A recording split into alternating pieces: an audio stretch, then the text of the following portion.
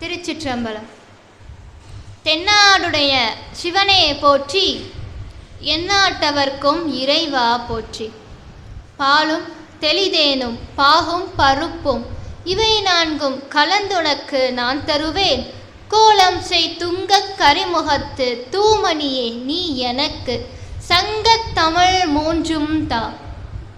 உதிக்கின்ற செங்கதிர் உச்சி திலகம் உணர்வுடையோர் மதிக்கின்ற மாணிக்கம் மாதுளம் போது மலர்க்கமலை துதிக்கின்ற மின்கொடி மென்கடி குங்கும தோயம் என்ன விதிக்கின்ற மேனி அபிராமி எந்தன் வெளுத்துணையே. உலகலாம் உணர்ந்து ஓதற்கரியவன் நிலவுலாவிய நீர்மலி வேணியன் அழகில் ஜோதியன் அம்பலர் தாடுவான் மலர்சிலம்படி வாழ்த்தி வணங்குவான்.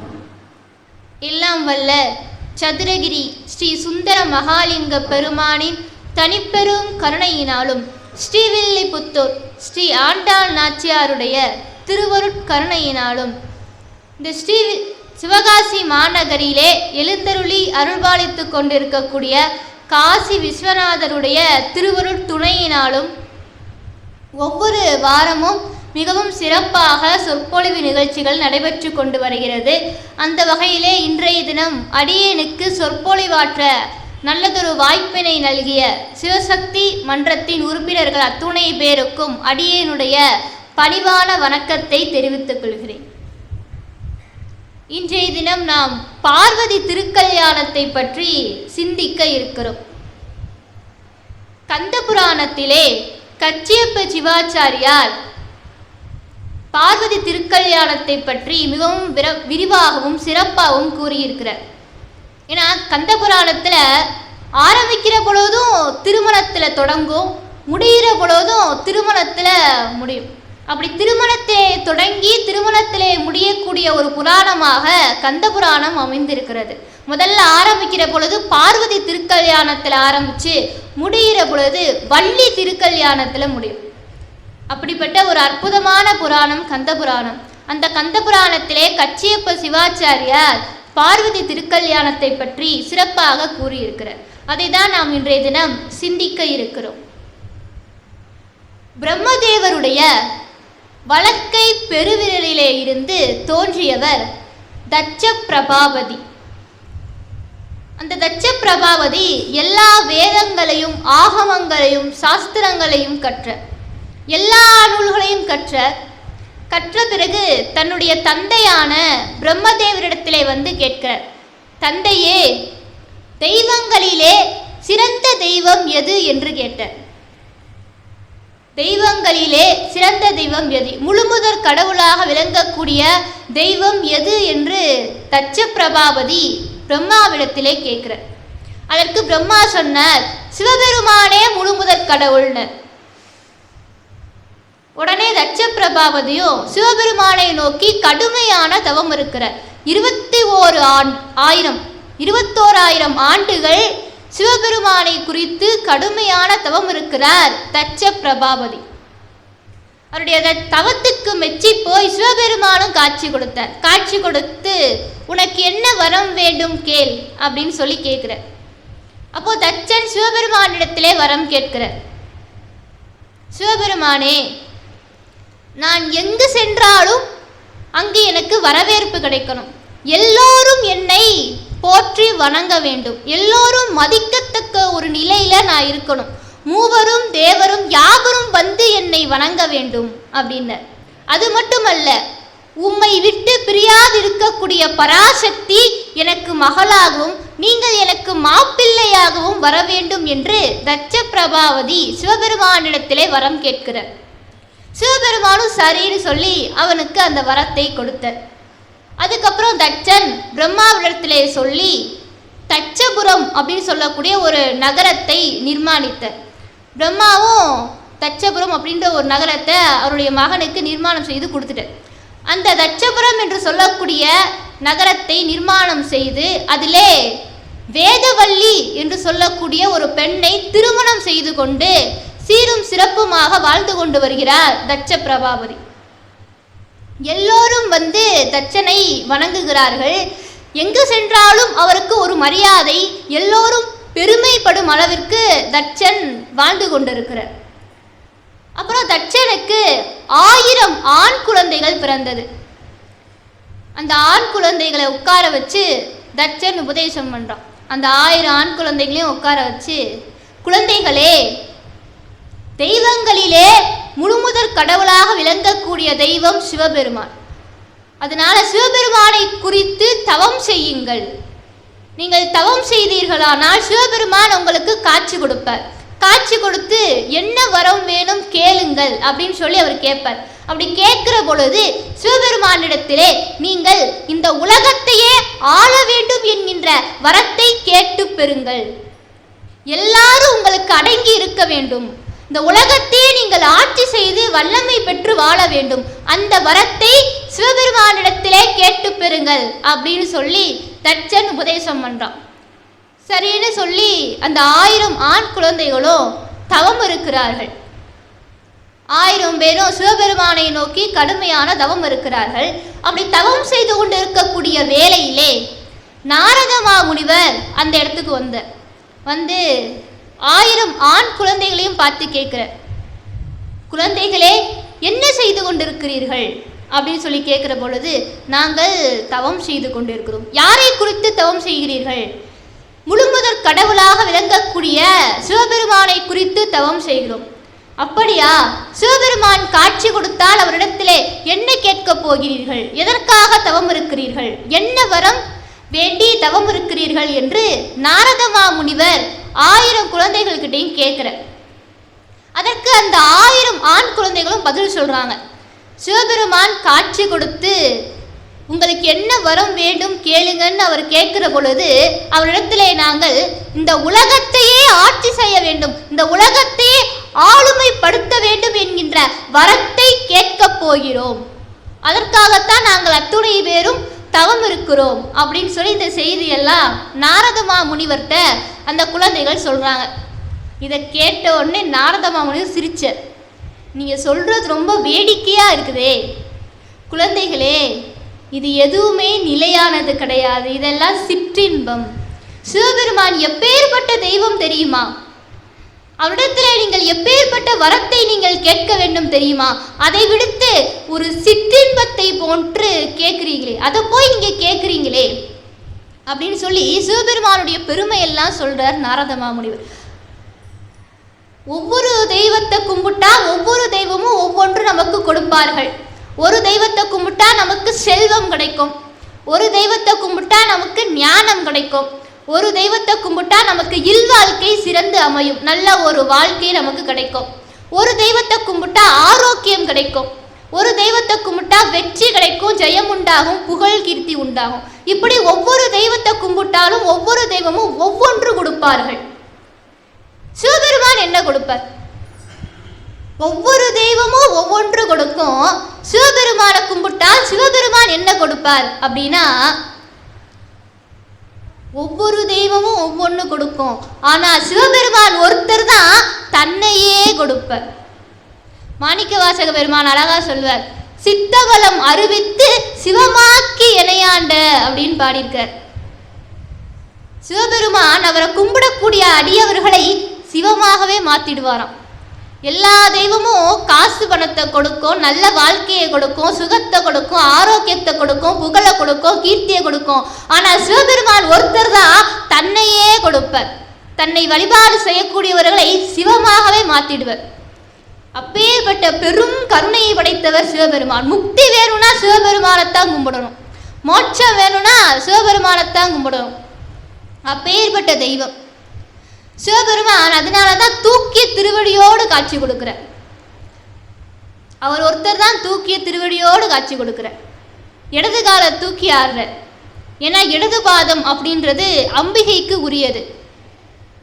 நம்ம மாணிக்க வாசக பெருமான் கூட திருவாசகத்துல அழகா சொல்லுவார், அவன் அருளாலே அவன் தாள் வணங்கி அப்படிம்பார். சிவபெருமானுடைய அருள் சக்திக்கு பராசக்தின்னு பேர். அவங்க தான் அம்பாள். அவன் அருளாலே அவன் தாள் வழங்கினா என்ன அர்த்தம் அப்படின்னா, அவனுடைய அருளாக இருக்கக்கூடிய சிவபெருமானுடைய அருள் சக்தியாக இருக்கக்கூடிய பராசக்தியினுடைய திருவடியை நீங்கள் பற்றி கொண்டீர்களானால் அவருடைய திருவடியை சுலபமாக பிடித்து விடலாம். அதனாலதான் பெருமான் இடது பாதத்தை காண்கிறார். ஏன்னா இந்த இடது பாதமாகிய அம்பாள் பாதமாகிய இந்த திருவடியை நீங்கள் பிடித்து கொண்டீர்களானால் என்னை சேர்ந்திடலாம் அப்படின்ற அந்த முக்தி பேர் அவர் தான் கொடுப்பார். ஜியு போப் அவர் அவருடைய மத கொள்கைகளை பரப்புவதற்காக நம்ம நாட்டுக்கு வந்தார்.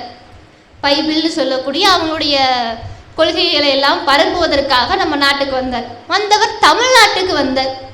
ஜியு போப் தமிழ்நாட்டுக்கு வந்த பொழுது அவர் புத்தகம் கேட்குறார். உங்கள் தமிழ்நாட்டிலே மிகச்சிறந்த புத்தகத்தை கொடுங்க படிக்கிறதுக்காக கேட்குறார். அவர் பல மொழிகளை கற்று தேர்ந்தவர், மேலை நாட்டில் இருக்கக்கூடிய பல நூல்களை எல்லாம் கற்றவர். அவர் நம்ம நாட்டு நூலை கற்க வேண்டும் அப்படின்றதுக்காக கேட்கிறார்.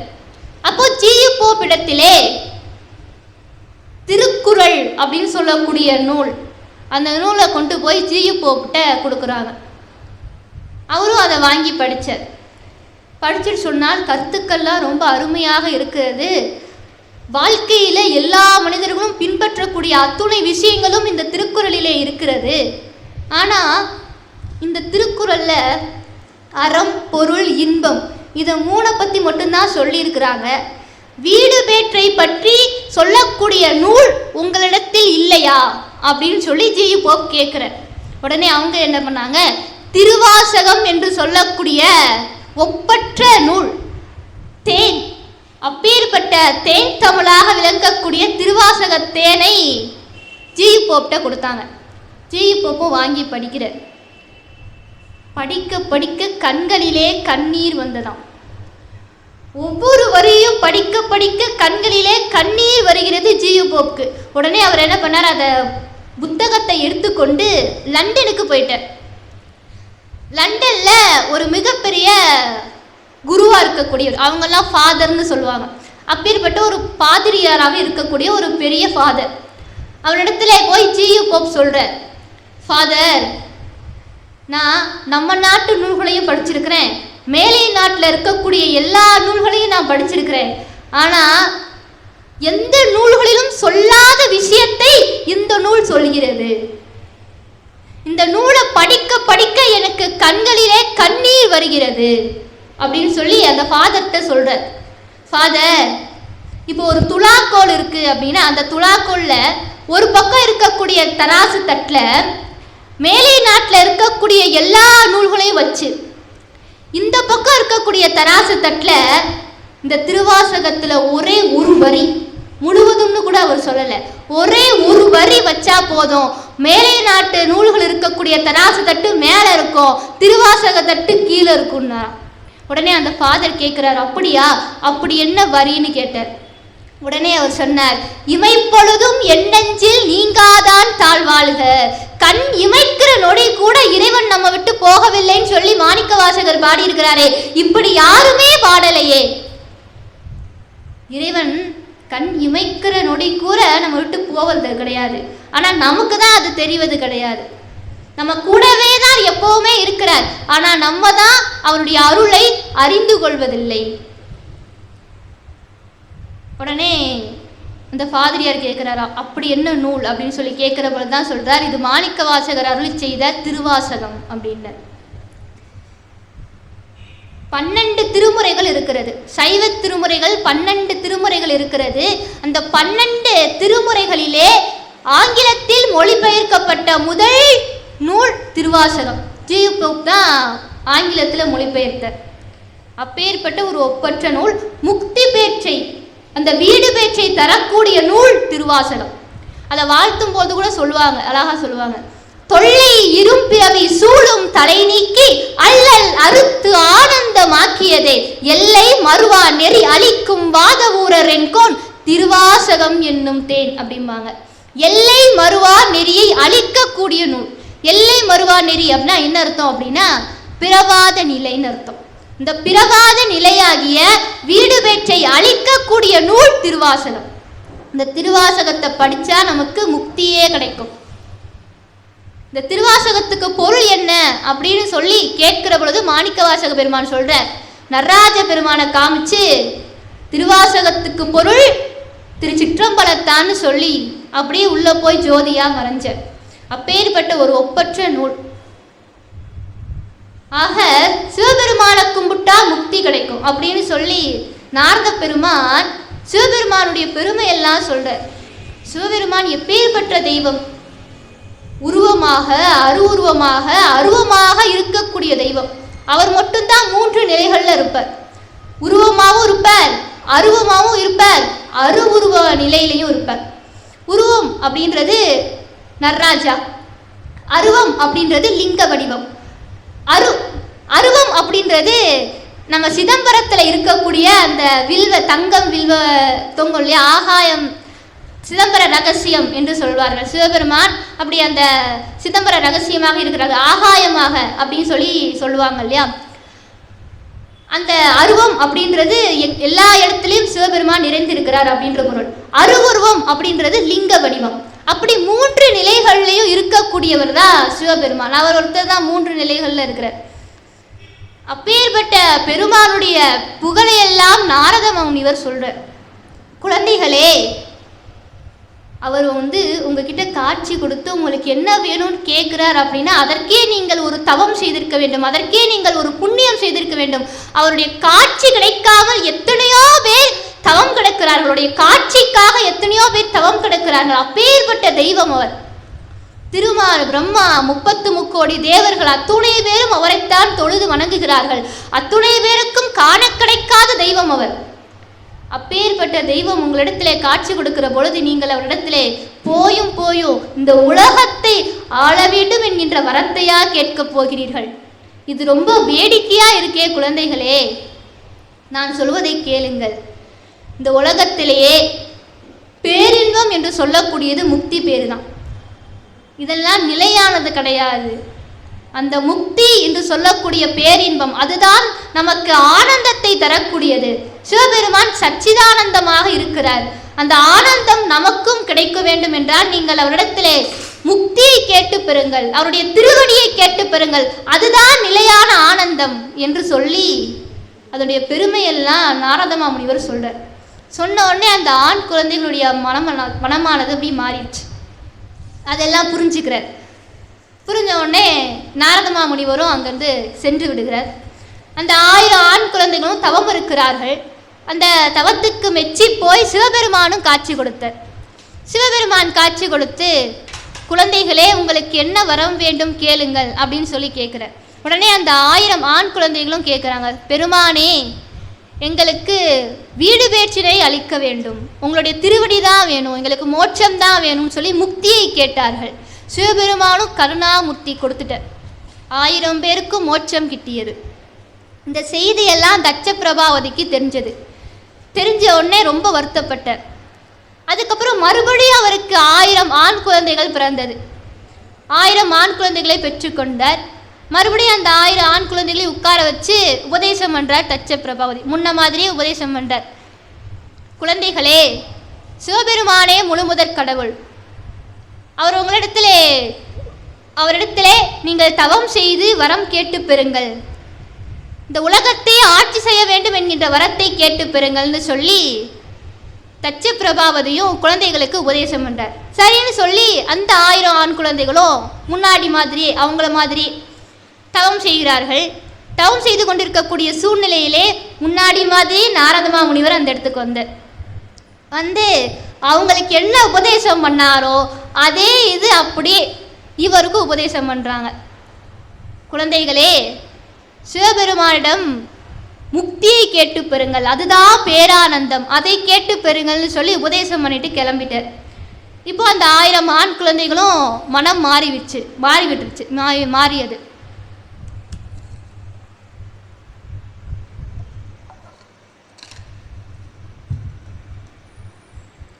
இப்போ அந்த 1000 ஆண் குழந்தைகளும் மனம் மாறி சிவபெருமானிடத்திலே, பெருமானே எங்களுக்கு மோட்சத்தை வீடு பெற்றை கொடுங்கள் என்று கேட்க சிவபெருமானும் முக்தியை கொடுத்தார்.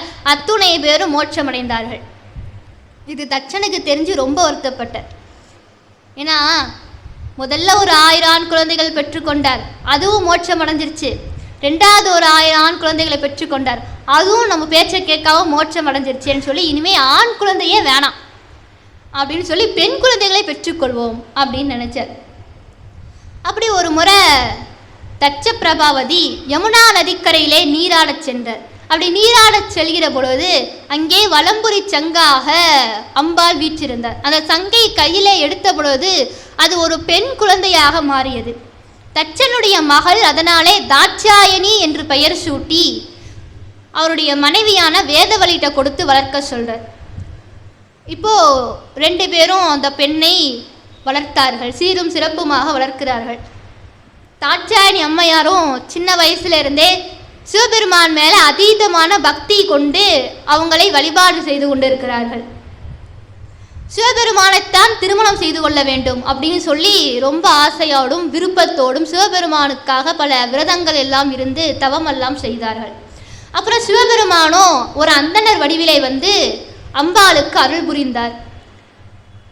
இப்போ தட்ச பிரபாவதி சிவபெருமானிடத்திலே கேட்கிறார், பெருமானே நீங்கள் என்னுடைய மகளை திருமணம் செய்துக்கணும் அப்படின்னு சொல்லி கேட்கிற பொழுது அவரும் சரின்ட்டு. இப்போ திருமண ஏற்பாடுகள்லாம் சிறப்பாக நடைபெற்று கொண்டிருக்கிறது. தட்ச பிரபாவதி திருமண ஓலை எழுதுகிறார்.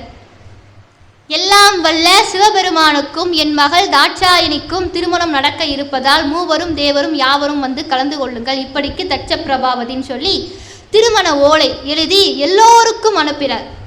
முனிவர்கள், ரிஷிகள், எல்லோருக்கும், தேவர்கள், 33 தேவர்கள் அத்துணை பேருக்கும் திருமண ஓலை அனுப்புகிறார். இப்போ எல்லோரும் அந்த திருமண விழாவிலே கலந்து கொள்வதற்காக வந்தார்கள். அருமையானதொரு மணப்பந்தல் அமைத்தார், எல்லாரையும் கூப்பிட்டார். நல்ல இசை கருவிகளெல்லாம் வாசித்து கொண்டிருக்கிறார்கள். மணவரையிலே தாட்சாயணி அம்மையாரும் சிவபெருமானும் அமர்ந்தார்கள். மணமக்கள் மணவரையிலே அமைந்தார்கள். அப்போ திருமண சடங்குகள்லாம் முறைப்படி நடந்து கொண்டிருக்கிறது. ஞாகமெல்லாம் வளர்த்து திருமண சடங்குகள்லாம் நடைபெற்று கொண்டிருக்கிறது. திருமணத்தின் பொழுது ஒரு சடங்கு உண்டு. என்னன்னா கன்னிகாதானம் அப்படின்னு சொல்லி ஒரு சடங்கு. பெண்ணை பெற்றெடுத்த அவங்க அப்பா தகப்பனா இருக்கக்கூடியவர் தன்னுடைய மகளுடைய கரங்களை பிடித்து மணமகனுடைய கரத்தில் பிடிச்சு கொடுத்து தாரவாத்து கொடுக்கறதுன்னு சொல்லி ஒரு பாலை ஊற்றி தாரவாத்து கொடுப்பாங்க. அதற்கு கன்னிகாதானம் என்று சொல்வார்கள். அந்த சடங்கை செய்வதற்காக தட்ச பிரபாவதி வருகிறார். இப்போ மணவரையிலே தாட்சாயணி அம்மையாரும் சிவபெருமானும் அமர்ந்திருக்கிறார்கள். தட்ச பிரபாவதி தாட்சாயணியுடைய கரங்களை பிடித்து மணமகனாக இருக்கக்கூடிய சிவபெருமானுடைய கரத்தில் வச்சு தாரவாத்து கொடுக்கிறார். அப்படி தாரவாத்து கொடுக்கிற பொழுது சிவபெருமான் கை கீழே இருந்துதான், தட்சனுடைய கை மேலே இருந்துதான். அப்போ தட்சன் ஒரு நிமிஷம் நினைச்சானா, இந்த உலகத்துக்கே முழுமுதற் கடவுளாக விளங்கக்கூடியவர் சிவபெருமான், எல்லாம் வல்ல சிவபெருமானாகிய இருக்கக்கூடிய பரமேஸ்வரனுடைய கை கீழே இருக்கு, என் கை மேலே இருக்கு. அப்போ சிவபெருமானை காட்டிலும் நானே பெரியவன் நினைச்சேன். அப்படி நினைச்ச அந்த மாத்திரமே சிவபெருமான் மணவரையிலே இருந்து மறைஞ்சு விட்டார். ஏன்னா எங்கே ஆணவம் இருக்கிறதோ, எங்கே அகந்தை இருக்கிறதோ அந்த இடத்துல ஆண்டவன் இருக்க மாட்டார். உடனே மணவரையிலே இருந்து சிவபெருமான் மறைஞ்சிட்டார். சுற்றி அத்துணை பேரும் இருக்கிறார்கள். தட்சனுக்கு ஒரே அவமானமாக போயிடுச்சு, ஒரு அவமரியாதையாக போயிடுச்சு.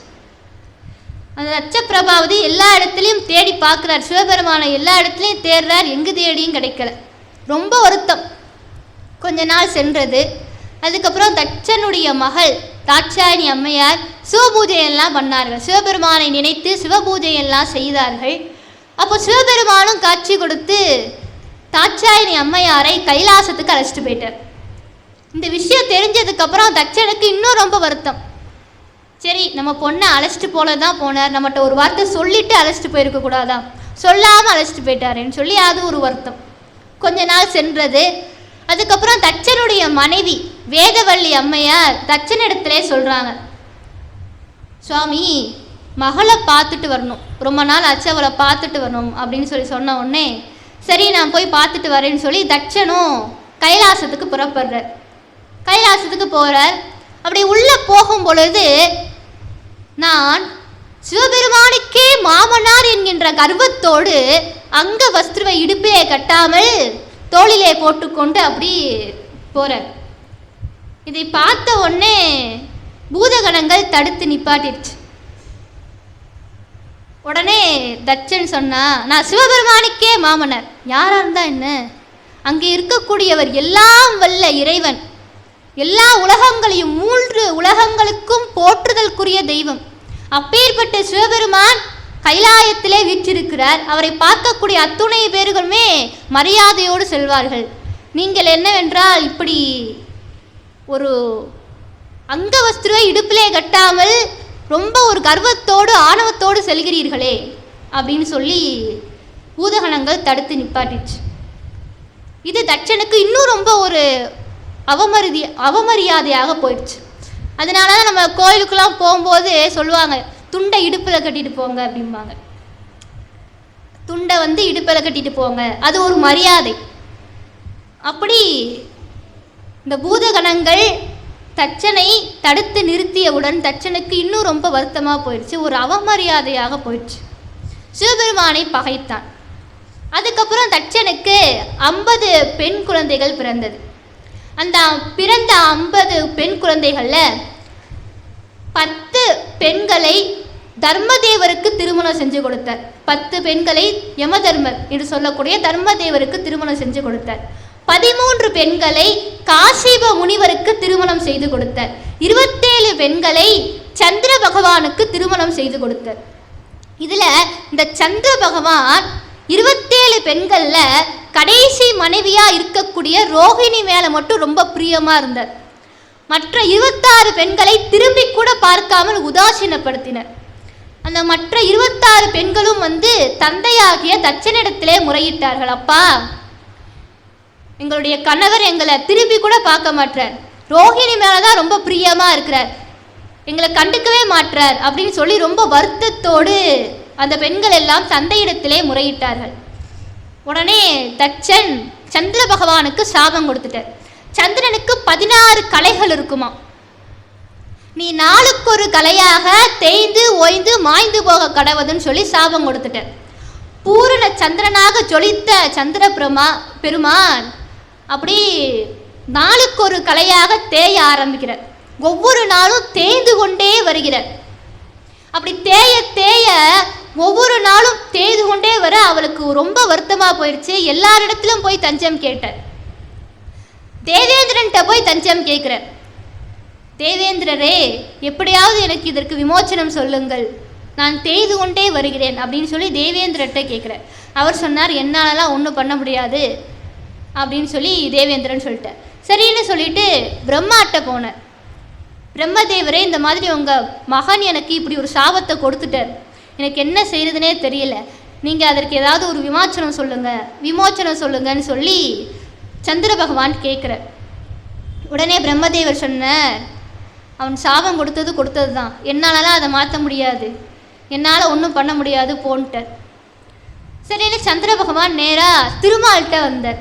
பெருமாளே, நீங்கள் தான் எப்படியாவது என்னை காப்பாற்றணும், நான் தேய்ந்து கொண்டே வருகிறேன், இன்னும் கொஞ்ச நாள் போனால் நான் மொத்தமாக தேய்ந்து மாய்ந்து போவேன், அதனால் எப்படியாவது என்னை காப்பாற்றுங்கன்னு சொல்லி திருமால்கிட்ட கேட்குறார். உடனே திருமால் சொன்னார், என்னாலே ஒன்றும் பண்ண முடியாது, தட்சனை பகைத்து கொண்டு என்னால் எதுவும் செய்ய முடியாது, இதெல்லாம் சாதாரண வைத்தியர்களால் குணப்படுத்த முடியாது, வைத்தியர்களுக்கெல்லாம் வைத்தியநாதனாக இருக்கக்கூடியவர் சிவபெருமான் தான், அந்த பரமேஸ்வரர்கிட்ட போ அப்படின்னு சொல்லி திருமால் சொன்னார். சரின்னு சொல்லிட்டு நேராக கைலாசம் போனார். 3 நாள் தான் இருக்குது, அப்புறம் ஆள் அட்ரஸே இல்லாமல் போயிடுவார். அப்படி 3 நாள் இருக்கிற சமயத்திலே கைலாசம் போகிறார். கைலாசத்துக்குள்ளே போய் பெருமானே அப்படின்னு சொல்லி சிவபெருமானுடைய திருவடியில் போய் விழுந்தார் சந்திர பகவான். திருவடியிலே விழுந்தவனை மடியிலே வைக்கலாம், சிவபெருமான் எடுத்து முடியிலே வச்சார். அதனால தான் அவருக்கு சந்திரசேகரன்னு பேர். அதனால தான் சொல்வார்கள், 3ஆம் பிறை சந்திரனை பார்ப்பது விசேஷம் அப்படிம்பாங்க. இதில் என்ன ஒரு சிறப்பு அப்படின்னா, சிவபெருமான் அவரை யார் வணங்கினாலும் சரி அவர்களை உயர்ந்த இடத்துல வைப்பார். எதுவாயினும் அதை உயர்ந்த இடத்திலே வைக்கக்கூடியவர் சிவபெருமான்.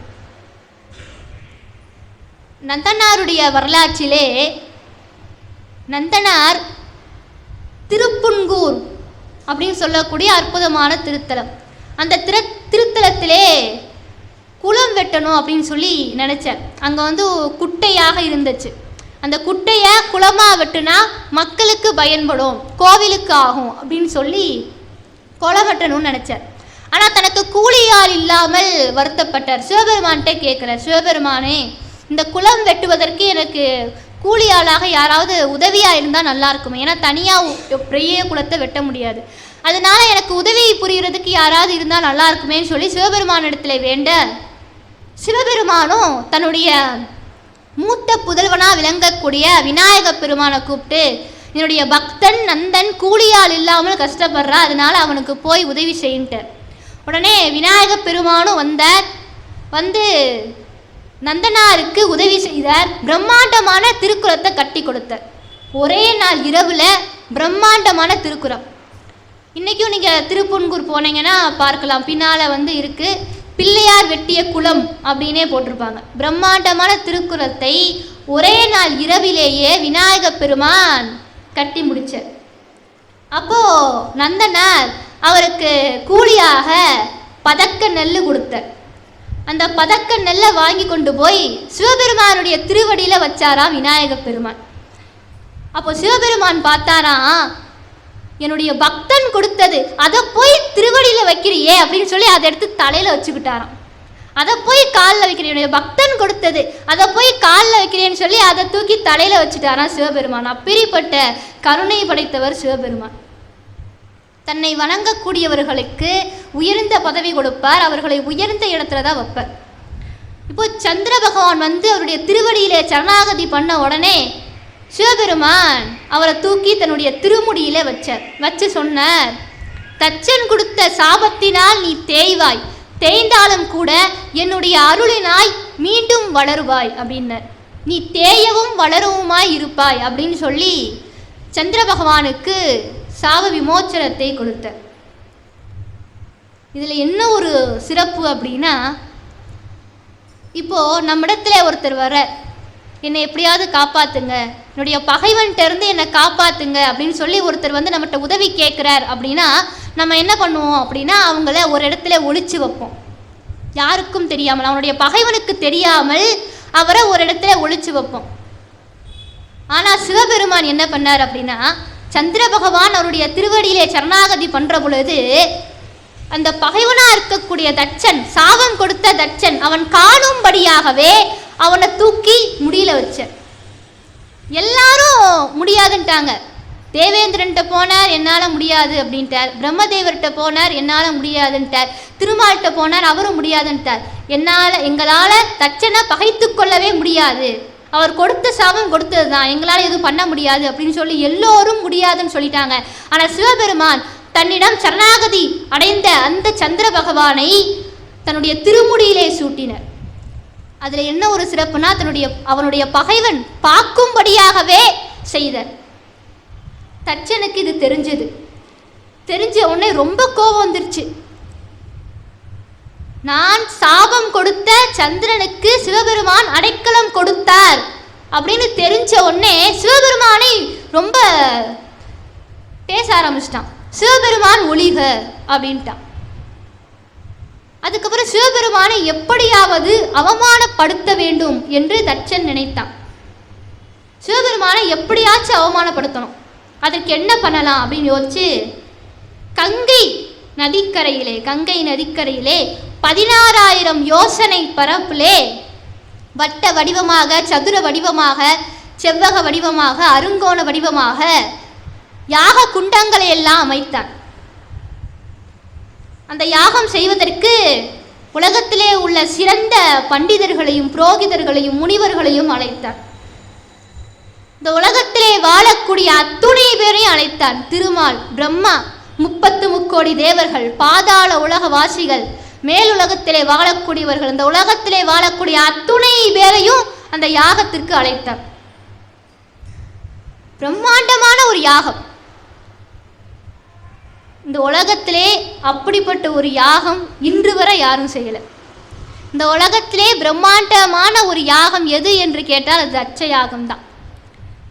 அன்றைக்கும் சரி இன்றைக்கும் சரி, இன்றளவிலும் தட்ச யாகத்தை போன்று ஒரு யாகம் நடத்தவே கிடையாது, யாரும் நடத்தவும் கிடையாது. அப்பேற்பட்ட ஒரு மிகச்சிறந்த யாகத்தை தட்சன் நடத்தினான். இந்த யாகத்தை பார்க்கறதுக்காகவே நிறைய பேர் வந்தாங்களாம். ஏன்னா இதுக்கப்புறம் இப்பேற்பட்ட ஒரு யாகத்தை பார்க்க முடியுமோ முடியாதோ தெரியலையே, அதனால இந்த யாகத்தை பார்க்கணும் அப்படின்றதுக்காகவே அத்துணை பேரும் அதில் கலந்து கொண்டார்களாம். அவ்வளவு பிரம்மாண்டமான ஒரு யாகத்தை தட்சன் ஏற்பாடு செய்து நடத்துகிறார். ஆனால் அந்த யாகத்திற்கு யாக புருஷனாக வேத நாயகனாக விளங்கக்கூடிய சிவபெருமானை கூப்பிடல. இந்த யாகத்தில் ஒவ்வொரு தெய்வத்துக்கும் ஆகூதி கொடுப்பார்கள். அவிர்வாகம்னு சொல்லக்கூடிய அவிர்வாகத்தை கொடுப்பாங்க. அதில் சிவபெருமானுக்குரிய அவிர்வாகத்தை கொடுக்கணும். கொடுத்தா தான் யாகமே முழுமை பெறும். அப்படி இல்லை அப்படின்னா அவங்க என்னதான் பிரம்மாண்டமான யாகம் செய்தாலும் அதிலே பலன் இருக்காது. அந்த யாகத்தை செய்யக்கூடியவர் வைஷ்ணவராகவே இருந்தாலும் சிவபெருமானுக்குரிய அவிர்வாகத்தை கொடுக்கணும். கொடுத்தா தான் அந்த பலன், அந்த யாகத்தின் பலன் கிடைக்கும். அவர்களுக்குரிய ஆகூதியாக நெய் கொடுப்பார்கள். அந்த நெய்யத்தான் ஆகூதியாக சிவபெருமானுக்கு கொடுப்பார்கள்.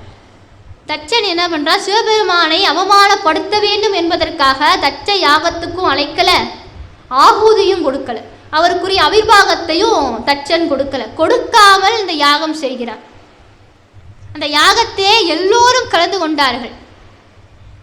இதில் கச்சியப்ப சிவாச்சாரியார் யாரெல்லாம் இந்த தட்ச யாகத்திலே கலந்து கொண்டார்கள் அப்படின்னு சொல்லலை. ஏன் சொல்லலை அப்படின்னா, அதெல்லாம் சொன்னால் அதுக்கு ஒரு தனி புக்கே எழுதலாம். ஏன்னா அத்துணை பேர் இந்த யாகத்திலே கலந்து கொண்டார்களாம். அதனால் கச்சியப்ப சிவாச்சாரியார் யாரெல்லாம் கலந்து கொள்ளவில்லை அப்படின்னு சொல்லிட்டார். அத்ரி மகரிஷி, மரிஷி, ஜனகர், அகஸ்திய மாமுனிவர், நாரத மாமுனிவர், வசிஷ்டர், பராசர முனிவர், பிருகு முனிவர், துர்வாச முனிவர், இவர்களை தவிர இந்த உலகத்திலே வாழக்கூடிய அத்துணை பேரும் கலந்து கொண்டார்கள் அப்படின்னு எழுதிட்டார். அப்போ பார்த்துக்கோங்க எவ்வளோ பிரம்மாண்டமான ஒரு யாகமாக அது இருக்க வேண்டும். இப்போ கைலாயத்திலே தாட்சாயணி அம்மையார் அவங்க சிவபெருமானிடத்திலே கேட்கிறாங்க, சுவாமி, என்னுடைய தந்தை மிகச்சிறந்த ஒரு யாகத்தை செய்கிறார். இப்பேற்பட்ட யாகத்தை இதுவரை யாருமே செய்யலை. அப்பேற்பட்டது ஒரு பிரம்மாண்டமான ஒரு யாகத்தை செய்கிறார். அதனால் நான் போய் அதை பார்த்துட்டு வரேன் அப்படின்னு சொல்லி அம்பிகை சொல்கிறாங்க. உடனே சிவபெருமான் சொன்னார், அவர் தான் நம்மளை அழைக்கலையேம்மா, கூப்பிடாம எப்படிமா போகிறது, அதனால் வேண்டான்னு சொல்லி சிவபெருமான் சொல்கிறாங்க. உடனே தாட்சாயணி அம்மையார் சொல்கிறாங்க, சுவாமி, எனக்கு அது பிறந்த வீடு, பிறந்த வீட்டுக்கு போகிறதுக்கு கூப்பிட்டாதான் போகணும் அப்படின்னு இல்லை, கூப்பிடாமையும் போகலாம், அதனால் நான் போகிறேன் அப்படின்னு சொல்லி தாட்சாயணி அம்மையார் சொல்கிறாங்க. சிவபெருமான் சரி போன்ட்டார்.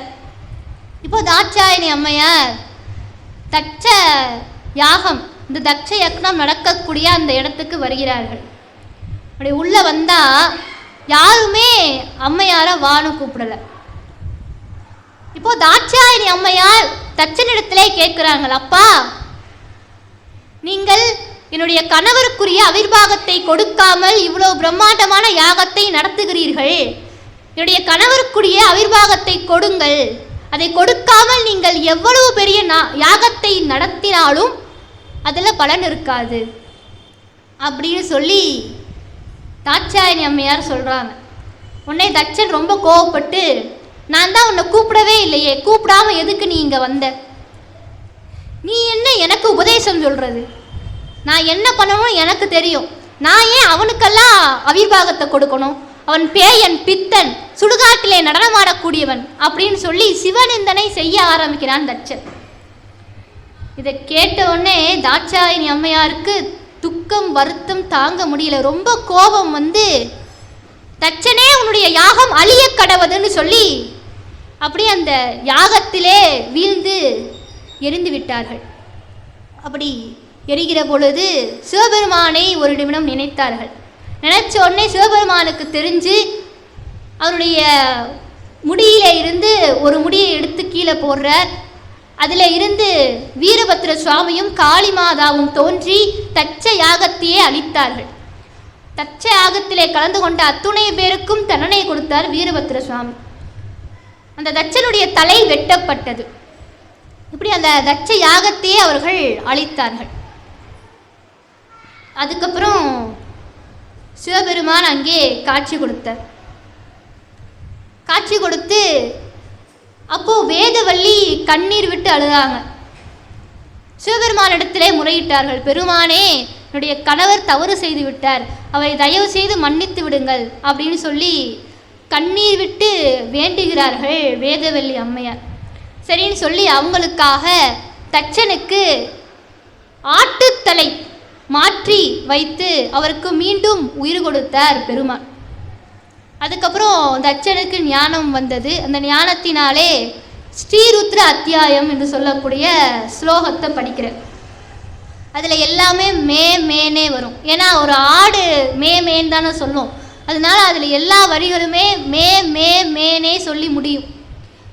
இப்பயுமே யாகத்தின் பொழுது அந்த மந்திரத்தை ஸ்லோகத்தை சொல்லுவாங்க, சொல்லி தான் நிறைவு பண்ணுவாங்க.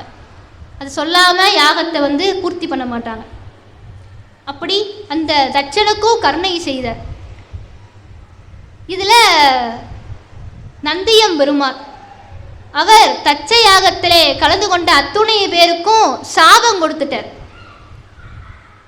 தட்ச யாகத்திலே கலந்து கொண்டமையினாலே, சிவனிந்தனை செய்த தட்சனுடைய யாகத்திலே நீங்கள் அத்துணை பேரும் கலந்து கொண்டமையினாலே நீங்கள் அசுரர்களாலே 108 யுகங்கள் துன்பப்படுவீர்கள் அப்படின்னு சொல்லி சாபம் கொடுத்துட்டார் நந்தியம் பெருமான். சிவபெருமான் அந்த எரிந்து போன தாட்சாயினி அம்மையாருடைய உடலை தலையிலே சுமந்து கொண்டு அப்படி நடனமாடுகிறார். தாங்க முடியாத வேதனை, அந்த வேதனையிலே துக்கத்திலே அப்படியே தலையிலே சுமந்து கொண்டு ரொம்ப உக்கிரமாக நடனமாடுகிறார் சிவபெருமான். அவரிடத்திலே இருந்து அந்த உடலை யாராலையும் வாங்க முடியலையாம். அப்படி அவர் ஆடக்கூடிய அந்த ஆட்டத்திலே அந்த உடலானது, எரிந்த உடலானது அப்படியே சிதறி 51 இடங்களில் சிதறி போய் விழுந்துச்சான். அதுதான் இன்றைக்கு 51 சக்தி பீடங்களாக இருக்கிறது. அதுக்கப்புறம் சிவபெருமான் சாந்தியாகி மீண்டும் தாட்சாயணி அம்மையாருக்கு உடல் கொடுத்து இப்போ தாட்சாயணி அம்மையாரும் சிவபெருமானும் கைலாயத்திலே அமர்ந்திருக்கிறார்கள். அப்படி கைலாயத்திலே அமர்ந்திருக்கிற பொழுது தாட்சாயணி அம்மையார் சிவபெருமானிடத்திலே கேட்கிறார்கள், சுவாமி, எல்லோரும் என்னை தாட்சாயினுடைய மகள், தட்சனுடைய மகள் தாட்சாயினி என்றுதான் அழைக்கிறார்கள். சிவனிந்தனை செய்த தட்சனுடைய மகள் தாட்சாயினி என்றுதான் எல்லோரும் என்னை அழைக்கிறார்கள். எனக்கு அது பிடிக்கவில்லை, எனக்கு அது மிகவும் வருத்தமாக இருக்கிறது. அதனால் இந்த உடலை நான் விட்டு நீங்க வேண்டும், இந்த அவப்பெயர் என்னை விட்டு நீங்க வேண்டும் என்று சிவனிடத்திலே தாட்சாயினி அம்மையார் கேட்கிறார்கள். பெருமானே, சிவனிந்தனை செய்த தட்சன் மகள் தாட்சாயினியாக எனக்கு வாழ விருப்பமில்லை. அதனால இந்த பேர் என்னை விட்டு நீங்க வேண்டும், அதற்கு நான் இன்னொரு அவதாரம் எடுக்க வேண்டும், அந்த பேரே எனக்கு நிலைக்க வேண்டும் என்று தாட்சாயினி அம்மையார் சிவபெருமானிடத்திலே கேட்கிறார்கள். அப்போ சிவபெருமான் சொல்றார், தேவி, பர்வதராஜன் உன்னை மகளாக பெற வேண்டும் என்பதற்காக பல ஆண்டுகளாக தவம் செய்து கொண்டிருக்கிறார். அவனுக்கு நீ மகளாக போய் பிறப்பாயாக, உரிய காலத்தில் உன்னை மணமுடிப்போம் அப்படின்னு சொல்லி சிவபெருமானும் சொல்கிறார். சரின்னு சொல்லிட்டு அம்பிகைன்னு சொல்கிறாங்க. இப்போது பர்வதராஜன் 1000 ஆண்டுகள் தவம் இருக்கிறான். இமயமலையிலே பர்வதராஜன் தவம் இருக்கிறான். அப்போது ஒரு நாள் அங்கே இருக்கக்கூடிய மானசரஸ் என்று சொல்லக்கூடிய மானசரோவர் ஆற்றிலே நீராடுவதற்காக செல்கிறார். அப்படி செல்கிற பொழுது மாசி மாதம் மக நட்சத்திரம் பௌர்ணமி அன்றைக்கு அந்த மானசரஸ் ஆற்றிலே தாமரை மலர், அந்த தாமரை மலரிலே அம்பாள் ஒரு குழந்தையாக வீற்றிருந்தார். அந்த குழந்தையை எடுத்து தன்னுடைய மனைவியான மேனைட்டை கொடுத்து வளர்க்க சொல்கிறார். பர்வதராஜனுடைய மகள் அதனாலே பார்வதி என்று பெயர் சூட்டி சீரும் சிறப்புமாக 2 பேரும் வளர்க்கிறார்கள். அம்பாளும் வளர்ந்து கொண்டு வருகிறார்கள். அம்பாளுக்கு ஒரு 5 வயசாச்சு. 5 வயசான உடனே தன்னுடைய தந்தையாகிய பர்வதராஜன்ட்ட அம்பிகை சொல்கிறாங்க, அப்பா, நான் தவம் இருக்க போகிறேன் அப்படின்னு சொல்கிறாங்க. உடனே பர்வதராஜன் கேட்குறார், என்னம்மா சொல்கிற, இந்த சின்ன வயசில் தவம் இருக்க போறியா, எதற்காக அப்படின்னு சொல்லி கேட்குற பொழுது அம்பிகை சொல்கிறாங்க, நான் சிவபெருமானைத்தான் திருமணம் செய்து கொள்வேன், அவரை கணவனாக அடைவதற்காக நான் தவம் இருக்க போகிறேன் அப்படின்னு சொல்கிறாங்க. உடனே அவர் சொன்னார், என்னது சிவபெருமான திருமணம் பண்ணிக்க போறியா, அதெல்லாம் நடக்கிற காரியமா, அவர் எப்படிமா நீ திருமணம் செஞ்சுக்க முடியும், அதெல்லாம் சிவபெருமான் என்னை நிச்சயமாக திருமணம் செய்து கொள்வார் அப்படின்னு சொல்லி அம்பிகை சொல்கிறாங்க. சரின்னு சொல்லி பர்வதராஜனும் அந்த இமயமலையிலே பர்ணசாலை அமைத்து கொடுக்கிறார். தன்னுடைய மகளான பார்வதி தேவிக்கு பர்ணசாலை எல்லாம் அமைத்து கொடுத்து அதற்கு தோழிமார்களெல்லாம் உடன் இருக்க சொல்லி வேலையாட்கள் எல்லாம் போட்டு வைக்கிறாங்க. இப்போ அம்பிகையும் 5 வயசுலே ஸ்படிகலிங்கம் வைத்து பூஜை பண்ண ஆரம்பிச்சிட்டாங்க. சிவபெருமானை நினைத்து பூஜை செய்கிறார்கள்.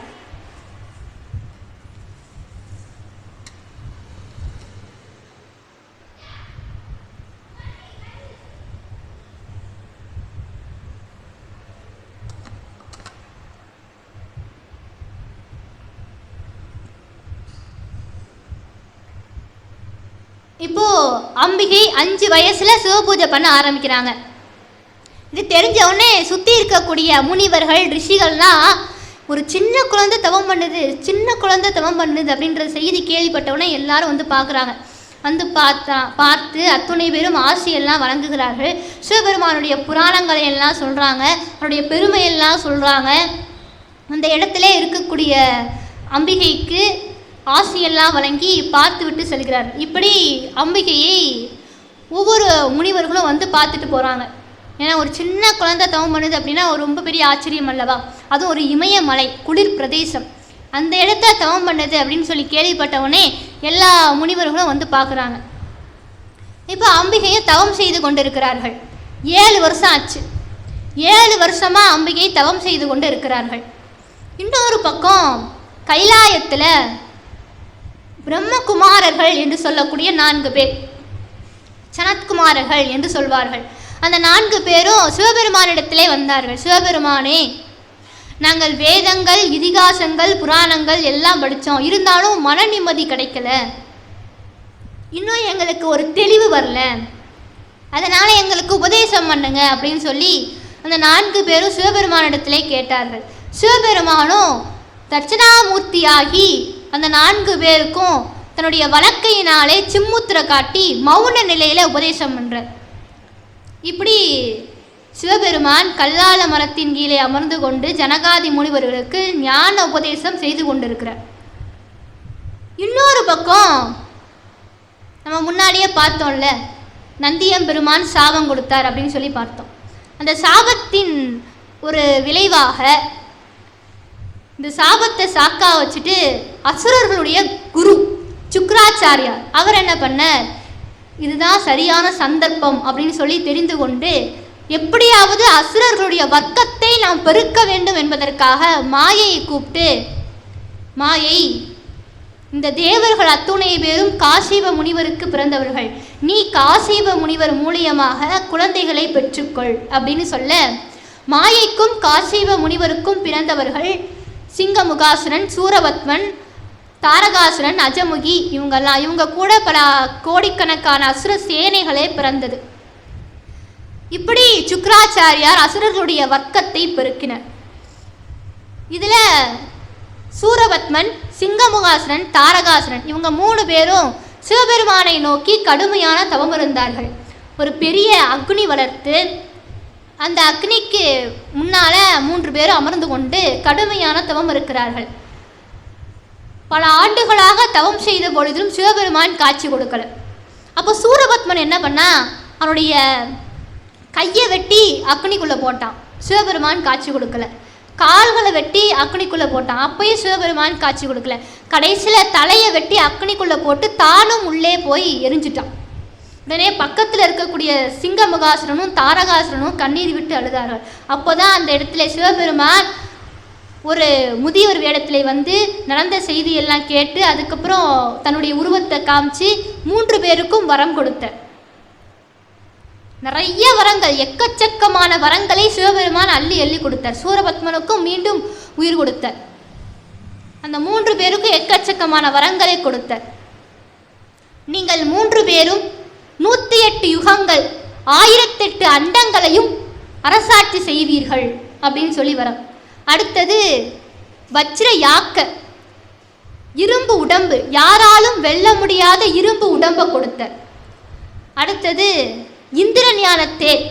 இந்த இந்திரஞான தேருக்கு என்ன சிறப்பு அப்படின்னா, அந்த தேர் நாம் என்ன நினைக்கிறோமோ, எந்த இடத்துக்கு போகணும்னு நினைக்கிறோமோ அந்த இடத்துக்கு நம்மளை கூட்டிட்டு போகும்.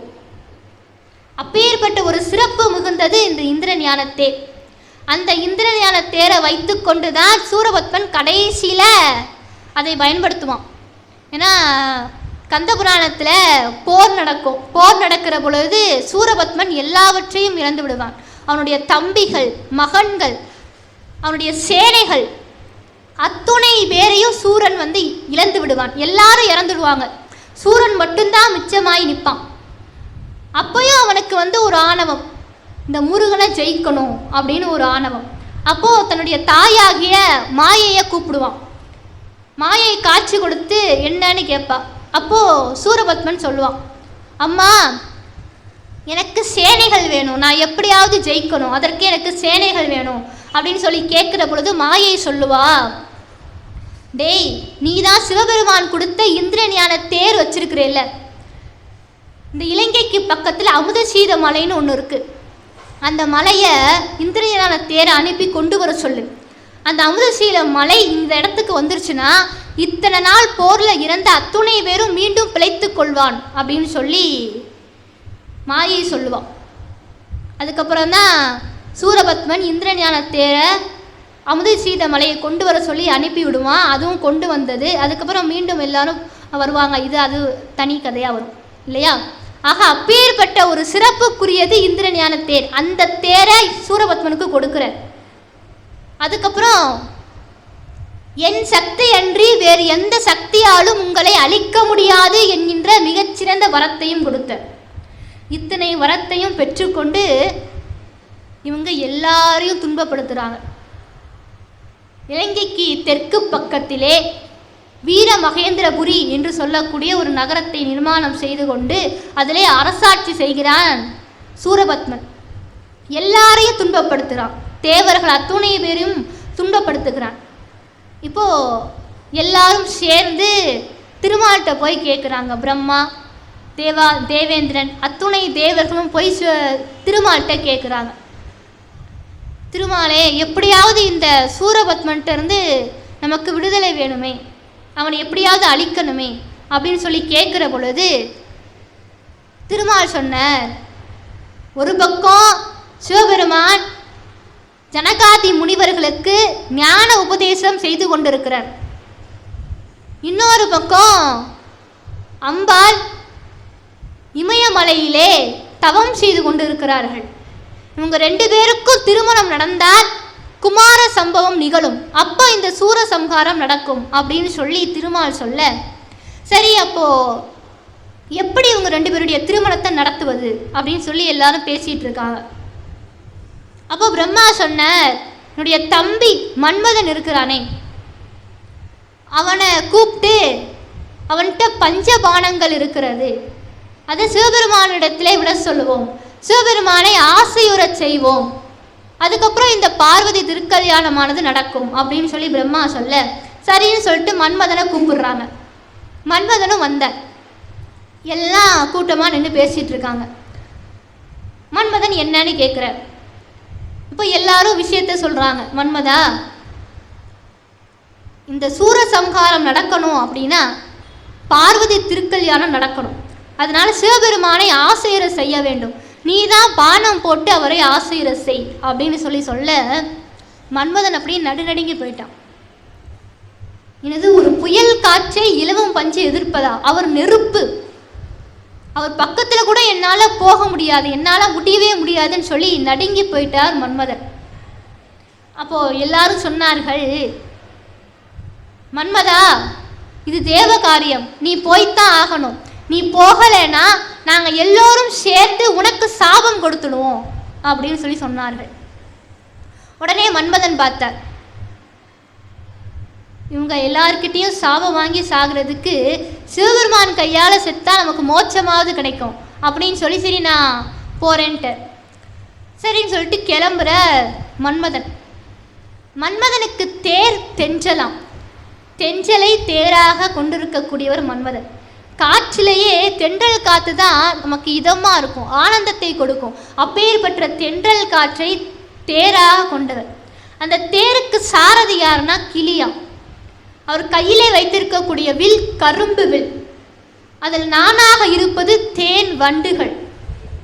கையிலே வைத்திருக்கக்கூடிய அம்புகள் மலர் அம்புகள், 5 மலர் அம்புகளை மன்மதன் வைத்திருக்கிறார். அம்பாள் பராசக்தியும் கரும்பு வில்லும் 5 மலர் அம்புகளை வைத்திருக்கிறார். அபிராமி பட்டர் அபிராமி அந்தாதியில் சொல்லுவர், துணையும் துளும் தெய்வமும் பெற்ற தாயும் சுருதிகளும் பனையும் பதிகொண்ட வேரும் பனிமலர் பூங்கனையும் கருப்பு சிலையும் மென் பாசாங்குசமும் கையில் அணையும் திரிபுர சுந்தரி ஆவது அறிந்தனமே அப்படின்னு சொல்லியிருப்பார். அம்பாள் கையிலையும் கரும்பு வில் இருக்கு, 5 மலர் அம்புகள் இருக்கிறது.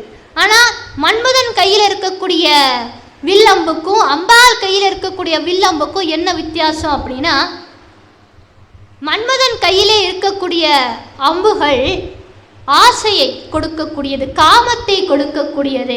ஆனால் அம்பிகையினுடைய கையிலே இருக்கக்கூடிய அம்புகள், அந்த மலர்கணைகள் ஞானத்தை கொடுக்கக்கூடியது, மோட்சத்தை கொடுக்கக்கூடியது. இப்போ மன்மதர் அந்த 5 மலர் அம்புகளையும் எடுத்துக்கொண்டு போகிற பொழுது ரதி தேவியும் கூட வரேன்னு சொல்கிறாங்க. சரின்னு சொல்லிட்டு ரதி தேவியும் அழைத்து கொண்டு கைலாசத்துக்கு போகிறார். உள்ளே போனால் நந்திய பெருமான் இருக்கிறார். இடது பக்கமாக போனார். சரின்னு சொல்லிட்டு இடது பக்கமாக மன்மதன் போகிறார். போனால் அங்கே தட்சிணாமூர்த்தியாக பெருமான் ஜனகாதி முனிவர்களுக்கு உபதேசம் செய்து கொண்டிருக்கிறார். அப்போது மன்மதன் பார்த்தார், இவருக்கு ஒரு அம்பெல்லாம் விட்டால் பத்தாது, அதனால் 5 அம்பையும் எடுத்து மொத்தமாக விட்டுருவோம் அப்படின்னு சொல்லி வில்ல கையிலே வைத்து கொண்டு 5 மலர் அம்புகளையும் எடுத்தார். 5ஐயும் ஒரே சமயத்தில் சிவபெருமான் மீது எய்தினார் மன்மதன். உடனே சிவபெருமான் நெற்றிக்கண்ணை திறந்தார். மன்மதன் எரிஞ்சு சாம்பலா போயிட்டார். பக்கத்திலே இருக்கக்கூடிய ரதி தேவி அழுறாளாம். அப்படியே கண்ணீர் விட்டு அழுறார். தன்னுடைய கணவன் இப்படி எரிஞ்சு போயிட்டாரு, அந்த தேவர்களெல்லாம் சொல்லித்தான் அவர் இங்கே வந்தார், இவருக்கு இப்படி ஒரு நிலை ஏற்பட்டு விட்டதேன்னு சொல்லி அருளார். செம்பதுமை திருக்குமரா தமையேனுக்கு ஆறுயிரே திருமால் மைந்தா, சம்பரனுக்கு ஒரு பகைவா கண்ணல் வரி சிலை பிடித்த தடக்கை வீரா, அம்பவல குன்றனைய சிவன் விழியால் வெந்து உயிர் விற்றாயே, உம்பர்கள்தம் எல்லாம் உறங்கிற்றோ, அயனாரும் ஓப்புற்றாரோ. இந்த தேவர்கள்லாம் எங்க உறங்கிட்டு இருக்கிறாங்களோ. பிரம்மனுக்கு இப்போ மகிழ்ச்சியா? ஏன்னா தம்பி போனால் அண்ணனுக்கு மகிழ்ச்சி. என்ன காரணம்னா சொத்துல பங்கு கிடையாது அப்படின்னு. இந்த மன்மதன் யாருன்னா பிரம்மதேவருக்கு தம்பி. அதனால ரதி தேவி அப்படி சொல்லி சொல்லி அழுறாளாம். எல்லா தேவர்களும் உன்னை போ போ என்று பிடித்து தள்ளினார்களே, இப்போ ஒருத்தனும் வரலையே. போ என்று உனை விடுத்த தேவரெல்லாம் பொடியாகி போன உன்னை வா என்று கடிந்தெழுப்ப மாட்டாரோ. நின் தாதை வலியன் என்பாய் ஓ என்று நான் இங்கே அலற்றிடவும் வந்தில நான் உறங்கினானோ. உங்க அப்பா நாராயணர் எங்க உறங்கிட்டு இருக்கிறாரோ. வே என்று நின் சிரத்தில் விதித்திருந்தால் அவர்களை எல்லாம் வெறுக்கலாமோ. யாரை நொந்து என்ன பயன், எல்லாம் விதிப்பயன். உன்னுடைய சிரத்தில் விதித்திருந்தால் அதை யாரால மாற்ற முடியும் என்று ரதிதேவி புரிந்து கொள்கிறார். அப்போ சிவபெருமான் காட்சி கொடுத்து சொன்னார், பார்வதி திருக்கல்யாணத்தின் பொழுது மன்மதன் உயிர் பெறுவான் அப்படின்னு. இப்போ எல்லா தேவர்களும் கைலாசம் வந்தாங்க. வந்து சிவபெருமானிடத்திலே முறையிட்டார்கள், சிவபெருமானே பார்வதி திருக்கல்யாணம் நடக்கணும் அப்படின்னாங்க. சிவபெருமானும் சரி அப்படின்னு சொல்லிட்டு இமயமலைக்கு செல்கிறார். அங்கே அம்பாள் தவம் செய்து கொண்டிருக்கிறாங்க. அந்த பர்ணசாலைக்கு சிவபெருமான் ஒரு கிள வேதியராக ஒரு வயதான ஒரு தோற்றத்திலே செல்கிறார். சிவபெருமான் ஒரு சிவ அடியாராக போகிறார். நம்ம முன்னாடியே பார்த்தோம், அம்பாலை பார்க்கறதுக்காக எல்லா முனிவர்களும் போய் பார்ப்பாங்க அப்படின்ட்டு. அது மாதிரி ஒரு வேதியர் வந்திருக்கிறார் அப்படின்ன உடனே அந்த தோழிகள் எல்லாம் அவரை கூப்பிடுறாங்க, உள்ளே அழைச்சிட்டு போகிறாங்க. அப்போ அம்பாள் அவங்களுடைய பாதங்களை எல்லாம் விலக்கி அவங்களுக்கு வேண்டும் உபச்சாரங்களை எல்லாம் செய்தார். அப்போது அந்த கிள வேதியர் கேட்குறாங்க, சின்ன பொண்ணாக இருக்கிறியம்மா, இந்த சின்ன வயசில் இப்படி ஒரு கடுமையானது ஒரு விரதத்தை நீ மேற்கொள்கிறாயே, யாரை குறித்து தவம் செய்கிற, எதற்காக தவம் செய்கிற அப்படின்னு சொல்லி சிவபெருமானாக வந்திருக்கக்கூடிய அந்த வேதியர் அவர் கேட்குறார். அதற்கு அம்பாள் இப்படி தோழிகளை ஒரு பார்வை பார்த்தாங்க. பார்த்த உடனே அதை புரிஞ்சுக்கிட்டு அந்த 2 தோழிகளும் பதில் சொல்கிறாங்க, எங்களுடைய தலைவி பார்வதி தேவியார் சிவபெருமானை திருமணம் செஞ்சுக்கணும் அப்படின்றதுக்காக தவம் இருக்கிறார்கள் அப்படின்னு சொல்லி அந்த தோழிகள் சொல்கிறாங்க. சொன்ன உடனே சிவபெருமான் அந்த வேதியர், அந்த கிள வேதியர் சிரிச்சாராம். சிரிச்சிட்டு சொல்கிறார், இருந்திருந்து அந்தாளையா, ஏமா உனக்கு திருமணம் செஞ்சுக்கிறதுக்கு வேலை ஆளே கிடைக்கலையா? அவர் இருக்கிறது சுடுகாடு, அவர் கையில் வச்சிருக்கிறது திருவோடு, உனக்கு ஒரு திருவோடு கொடுப்பார். அவர் உடம்பெல்லாம் அணிந்து கொள்வது பாம்பு, இதைத்தான் உடம்பெல்லாம் அணிகலன்களாக அணிந்து இருக்கிறார். எல்லா பெண்களும் தங்க நகைகளைத்தான உடம்பிலே அணிந்து கொள்ள வேண்டும் என்று ஆசைப்படுவார்கள். நீ சிவபெருமான கல்யாணம் பண்ணிக்கிட்டா பாம்பைத்தான் அணிஞ்சுக்கணும். எல்லா பெண்களும் பட்டு வஸ்திரங்களைத்தான் அணிந்து கொள்ள வேண்டும் என்று ஆசைப்படுவார்கள். நீ சிவபெருமான கல்யாணம் பண்ணிக்கிட்டா யானைத்தோல் புலித்தோலை தான் அணிஞ்சுக்கணும். ஏன்னா அவரே புலித்தோலை தான் உடுத்திருக்கிறார். இப்போ திருமணம் நடக்குது அப்படின்னா அந்த திருமணம் முடிஞ்சதுக்கப்புறம் ஊர்வலம் வருவாங்க. அப்படி ஊர்வலம் வரும் பொழுது குதிரை மேலேயோ யானை மேலேயோ உட்காந்து தான் ஊர்வலம் வருவாங்க. ஆனால் நீ அவரை கல்யாணம் பண்ணிக்கிட்டா காளமாட்டு மேலே உட்காந்து தான் ஊர்வலம் வரணும், அதுவும் வயசான காளமாடு அப்படின்னு சொல்லி அவர் விடை ஏறுவது, அவர் உடுத்துவது தோல் புலித்தோல் அப்படியெல்லாம் அந்த கிள வேதியர் சொல்கிறாங்க. அவன் பேயோடு நடனமாடக்கூடியவன், அவன் கூட வர்றது எல்லாமே பேயும் பூத கணங்களும் தான். உடம்பெல்லாம் சாம்பலை பூசி இருக்கிற, உடம்பெல்லாம் சாம்பலை பூசி சுடுகாட்டிலே நடனமாடக்கூடியவன். அப்படிப்பட்டவரையா நீ திருமணம் செய்து கொள்ள போகிறாய் அப்படின்னு சொல்லி அந்த கிள வேதியர் சொல்கிறார். இதை கேட்ட உடனே பார்வதி தேவியார் காதை பொத்திக்கிட்டாங்களாம். இந்த சிவ நிந்தனை தச்சன் செய்த காரணத்தினால்தான் நான் அந்த உடம்பை விட்டேன். ஒரு சிவ அடியாராக இருந்து கொண்டு நீங்களே இப்படி சிவநிந்தனை செய்கிறீர்களே, நீங்கள் ஒரு உண்மையான சிவ அடியாரே அல்ல, நீங்கள் ஏதோ ஒரு அரக்கன்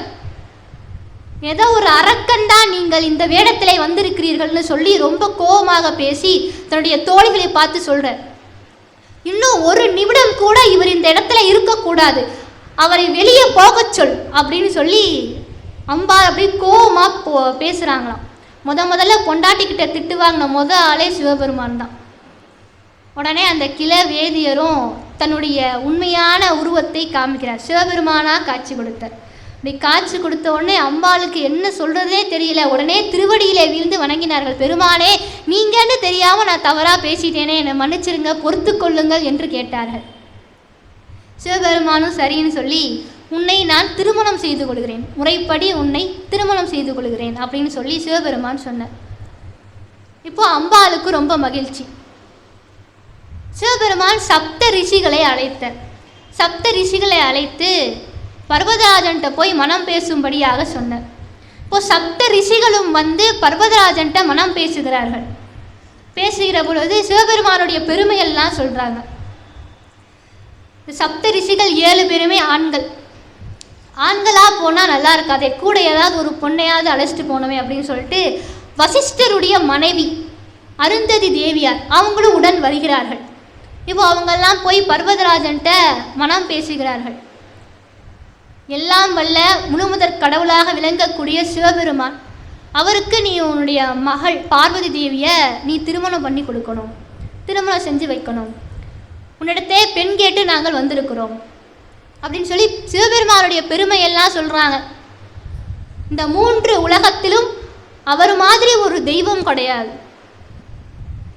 திருமால் பிரம்மான் எத்தனையோ பேர் தேடியும் காண கிடைக்காத மூர்த்தம். அப்பேற்பட்ட சிவபெருமான் எத்தனையோ பேரை அவர் கருணை செய்து அவர்களுக்கு விமோச்சனம் அளித்து மோட்சம் கொடுத்திருக்கிறார். காலனையே காலால் எட்டி உதைத்த கால சம்ஹார மூர்த்தியாக திகழக்கூடியவர் அப்படின்னு சொல்லி சிவபெருமானுடைய பெருமையெல்லாம் சப்த ரிஷிகள் பேசுகிறார்கள். பேசி அப்பேற்பட்ட சிவபெருமானுக்கு உடைய மகளை பெண் கேட்டு நாங்கள் வந்திருக்கிறோம் அப்படின்னு சொல்லி சப்த ரிஷிகள் சொல்கிறாங்க. இதை கேட்ட உடனே பர்வதராஜனுக்கு ரொம்ப மகிழ்ச்சி, ரொம்ப ஆனந்தம். அப்போ பக்கத்திலே இருக்கக்கூடிய பர்வதராஜனுடைய மனைவி மேனை, அவங்களுக்கு ஒரு சின்ன ஒரு சலனம், கொஞ்சம் யோசிக்கிறாங்க. எல்லாம் இவங்க பேசிகிட்டு இருக்கிற பொழுது அவங்க மேனை பர்வதராஜனுடைய தலையவே பார்க்குறாங்களாம். ஏன் அப்படின்னா, ஏற்கனவே தச்சன் அவனுடைய மகள் தாட்சாயினியை சிவபெருமானுக்கு திருமணம் செஞ்சு கொடுத்து கடைசியில் தச்சனுடைய தலை வெட்டப்பட்டது. அது மாதிரி நம் கணவருக்கு ஏதாவது ஆய்விடுமோ அப்படின்னு சொல்லி அவருடைய தலையவே பார்க்குறாங்க. இது பக்கத்தில் இருக்கக்கூடிய அருந்ததி தேவியாருக்கு புரிஞ்சு போச்சு. உடனே அருந்ததி தேவியார் மேனையை கூப்பிட்டு சொல்கிறாங்க, அம்மா நீ என்ன யோசிக்கிறேன்னு புரியுது, நீ கவலைப்படாத, நீ வருத்தம் கொள்ளாதே, சலனம் கொள்ளாதே. அந்த தச்சன் சிவநிந்தனை செய்த காரணத்தினால்தான் அவனுடைய தலை வெட்டப்பட்டது. இருந்தாலும் கூட வேதவள்ளி வேண்ட அவனுக்கு ஆட்டுத்தலை மாற்றப்பட்டு பெருமான் அவருக்கு கருணை செய்தார். தன்னை நிந்தித்த தச்சனுக்கு கூட கருணை செய்தவர் சிவபெருமான். அப்பேற்பட்ட கருணையே வடிவமானவர். அதனால நீ கவலைப்படாத அப்படின்னு சொல்லி அருந்ததி தேவியார் சொல்கிறாங்க.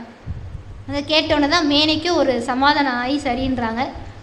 இப்போது முறைப்படி எல்லாம் பேசி பங்குனி மாதம் உத்திர நட்சத்திரத்தன்னைக்கு பார்வதி திருக்கல்யாணம்னு சொல்லி எல்லாம் பேசி வச்சுட்டாங்க. இப்போ திருமண ஏற்பாடுகள்லாம் நடக்கிறது. எப்பொழுதுமே பெண் வீட்டில் தான் திருமணம்லாம் நடக்கும். அதனால் இமயமலையில் தான் திருமணத்துக்காக எல்லா ஏற்பாடுகளும் செய்தார்கள். பர்வதராஜன் அவரும் திருமண ஓலை எழுதுகிறார். எல்லாம் வல்ல முழுமுதற் கடவுளாக விளங்கக்கூடிய பரமேஸ்வரருக்கும் சர்வ அலங்கார பூஷணியாக விளங்கக்கூடிய பார்வதி தேவிக்கும் திருமணம் நடக்க இருக்கிறது. பங்குனி உத்திர நட்சத்திரத்தன்றைக்கு திருமணம் நடக்க இருக்கிறது. அத்துணை பேரும் கலந்து கொள்ளுங்கள். இப்படிக்கு பர்வதராஜன் சொல்லி ஒரு திருமண ஓலை எழுதி அத்துணை பேருக்கும் அனுப்புகிறான். இந்த உலகத்திலே வாழக்கூடிய அத்துணை பேரும் பார்வதி திருக்கல்யாணத்திற்கு வருகை தர வேண்டும் என்று ஆவலோடு எதிர்பார்த்து காத்து கொண்டிருக்கிறார்கள். இப்போ திருமண ஏற்பாடுகள்லாம் இமயமலையில் சிறப்பாக நடக்குது. பெரிய பந்தல்லாம் போட்டு நல்ல விழா, அந்த இடமே அவ்வளோ ஒரு கோலாகலமாக இருக்கிறது. ஒரு பக்கம் வேதம் படிக்கக்கூடிய பண்டிதர்களெல்லாம் யாகம் வளைத்து வேதம் ஓதிக்கொண்டிருக்கிறார்கள். இப்படி சிறப்பாக திருமண ஏற்பாடுகள் எல்லாம் நடைபெற்று கொண்டிருக்கிறது. அம்பாள் தவக்கோலம் கலைந்து மணக்கோலம் புரிந்தார்கள். சிவபெருமானும் மணக்கோலம் புரிந்தார். இப்போ கைலாயத்தில் இருந்து எல்லாரும் புறப்பட்டு இமயமலைக்கு வர்றாங்க. யாரெல்லாம் பார்வதி திருக்கல்யாணத்தில் கலந்து கொண்டார்கள் அப்படின்னு ரொம்ப சிறப்பாக கச்சியப்ப சிவாச்சாரியார் சொல்றார். இந்த உலகத்துக்கே சிருஷ்டி கர்த்தாவாக விளங்கக்கூடிய பிரம்மதேவர், காக்கும் கடவுளாக விளங்கக்கூடிய திருமால், அவருடைய அவதாரங்கள், தேவேந்திரன், அஷ்டதிக் பாலகர்கள், அஷ்டவசுக்கள், பித்ருக்கள், பிரஜாபதிகள், தனுவினுடைய மைந்தர்கள், பிரம்மகுமாரர்கள், அசுரர்கள், பாதாள உலகவாசிகள், அஷ்டமகா நாகங்கள், மகா பலிஷ்டர்கள், கத்ருவினுடைய மைந்தர்கள், அனந்தன், வாசுகி, கார்கோடகன், மகோரன், கம்பலன், அச்வதன் போன்ற நாகங்களுடைய தலைவர்கள், தட்சன் மற்றும் சங்கபாலன், மகாபத்மன், வீரோச்சனன், பலி, நமுஷி, வலன், மகாச்சம்பன், ஹைக்ரீவன், கூச்மாண்ட ருத்ரனின் கணத்தலைவர்கள், பானுகம்பன், மகாபலி, மதுபிங்கன், பிங்களன், கோடிக்கணக்கான பூதகணங்கள், அஸ்வினி தேவர்கள், தேவேந்திரன் அவனுடைய பத்தினியான இந்திராணியோடும் 4 தந்தங்களையுடைய ஐராவதத்தின் மீது அமர்ந்து கொண்டு தேவர்கள் புடைசூழ அந்த இடத்துக்கு வர, அஸ்வினி தேவர்கள் 33 தேவர்கள், நாகர்கள், கருடர்கள், யக்ஷர்கள், கந்தர்வர்கள், கிண்ணர்கள், மனிதர்கள், வேதங்கள், தேவலோகத்திலே வாழக்கூடிய கோடிக்கணக்கான அப்சரஸ் மங்கைகள் இத்தனை பேரும் இமயமலைக்கு வந்தாங்கன்னா இமயமலை என்ன ஆகும்? அந்த இமயமலையானது வடக்கு பக்கம் தாழ்ந்து தெற்கு உயர்ந்துருச்சான். இமயமலை வடக்கு பக்கம் இருக்கு, வடக்கு தாழ்ந்து தெற்கு உயர்ந்துருச்சு. அங்கே இருக்கக்கூடிய அத்துணை பேர் ஒரு நிமிஷம் பயந்தார்களாம். ஏன்னா இது பூமியானது இப்படி சமநிலை இல்லாமல் இருக்கிறதே. ஏன்னா இந்த உலகத்திலே வாழக்கூடிய அத்துணை பேரும் வடக்கு பக்கம் வந்த காரணத்தினால் வடக்கு இப்படி தாழ்ந்து விட்டதே, தெற்கு உயர்ந்துருச்சே, பூமியானது சமநிலை இல்லாமல் இருக்கிறதே அப்படின்னு சொல்லி எல்லோரும் சிவபெருமானிடத்திலே முறையிட்டார்கள். அப்போ சிவபெருமான் இந்த சரிப்படுத்தணும் அப்படின்றதுக்காக அந்த கூட்டத்திலே குருமுனியா இருக்கக்கூடிய அகத்திய மாமுனிவரை அழைத்தார்.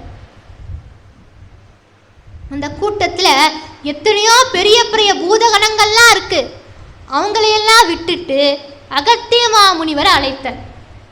அகத்திய மாமுனிவர் வந்து வணங்கி நின்றார்.